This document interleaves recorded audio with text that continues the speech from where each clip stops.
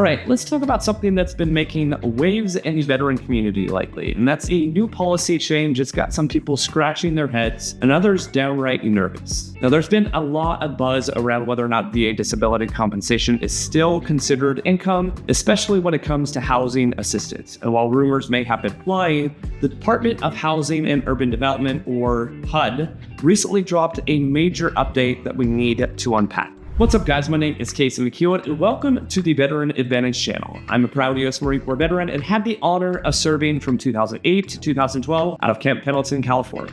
Now, whether or not you're still on active duty, getting ready to transition into civilian life, or just curious about the benefits available after serving in the military, or even potentially before joining the military, well, this channel's got you covered. So go ahead and hit that like button and subscribe to the channel, and stay tuned for more future content. First, let's go ahead and look at the HUD VASH program, which stands for the Housing and Urban Development Veterans Affairs Supportive Housing Initiative. If that's not a big enough mouthful for you, well, this program is a joint effort between the HUD and it's specifically designed to provide rental assistance to veterans who are experiencing homelessness or are at serious risk of it. Now, this program pairs with housing vouchers with case management and supportive services provided by the VA. It's been a lifeline for thousands of veterans, helping them not just get off of the streets, but build a stable, independent life. Now, recently, the HUD made a crucial change to how VA disability compensation is treated in the eligibility process for HUD VASH. From now on, that disability pay will not be counted as income when determining whether a veteran qualifies for the program. Now, why exactly may this matter? Well, because in the past, many veterans with a high disability rating, let's say 100%, for example, were getting turned away because their compensation technically pushed them above that threshold. Now, a lot of veterans out there have anywhere from 0% disability or just no disability at all to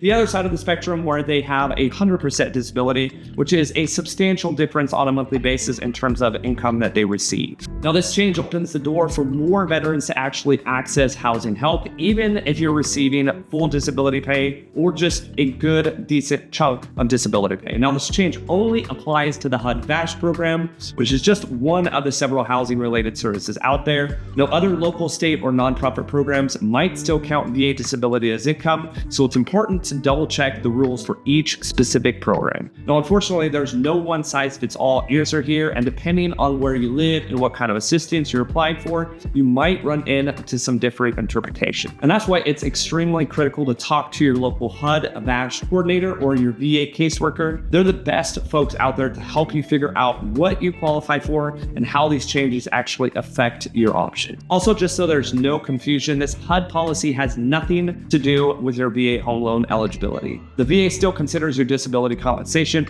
as income for evaluating your home loan application. So if you're planning to buy, rest assured you're still good to go. Now, in fact, there are some advantages to using disability pay when applying for a VA home loan. I've talked about this a ton on this channel. For example, lenders are often going to gross up your non-taxable income, which includes utilizing your VA disability by as much as 25%. That means if you're bringing in $1,000 a month in disability pay, a lender is actually going to treat it more along the lines of $1,250 a month for debt-to-income ratio purpose. It can give you a little bit more breathing room on paper, which could make the difference between qualified or not. However, that bump doesn't count towards your residual income, which is another factor in VA home loan underwriting. So it's important to understand both sides of that, or be working with a veteran real estate agent or lender to make sure you're covered. But let's be honest, guys, there are a lot of moving parts here. And the truth is, navigating these programs can feel essentially like a full-time job. It's why so many veterans rely on trusted advisors,